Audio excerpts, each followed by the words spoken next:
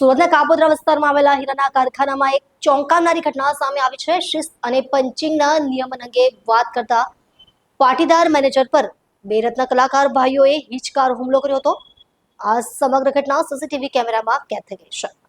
કાપોદ્રા સ્થિત પંકજ ડાયમંડ કારખાનામાં મેનેજર તરીકે ફરજ બજાવતા ગૌતમ ઇટાલિયાએ કર્મચારીઓને શિસ્ત અને કામ કરવાની રીત અંગે સમજાવ્યા હતા। આ દરમિયાન રત્ન કલાકાર અંકુશ ઉશ્કેરાઈ ગયો અને તેણે પૂર્વ આયોજિત કાવતરા હેઠળ પોતાના ભાઈ જઈને બોલાવી લીધો। બંને ભાઈઓએ મેનેજરને કારખાનાના બાથરૂમમાં ઘેરી લીધો અને 1.5 મિનિટ સુધી અપશબ્દો બોલીને આડેધડ ઢોરમાર માર્યો।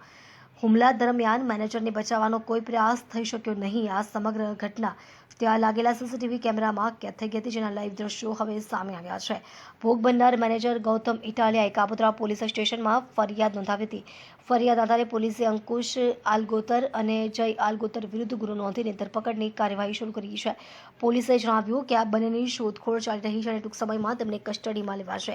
આ ઘટનાએ સુરતના હીરા ઉદ્યોગમાં ચોંકાકાર ફેલાવ્યો છે। શિસ્ત અને નિયમોની વાત કરનાર મેનેજર પર આવો હુમલો થવાથી કારોબારી વર્ગમાં ભયનો માહોલ છવાઈ ગયો છે। ઉદ્યોગ સંગઠનોએ પોલીસને આરોપીઓ સામે કડક કાર્યવાહી કરવાની માંગ કરી છે। પોલીસ સીસીટીવી ફૂટેજના આધારે તપાસને વેગ આપી રહી છે। હુમલાના હેતુ અને પાછળના કાવતરા અંગે પણ તપાસ ચાલી રહી છે।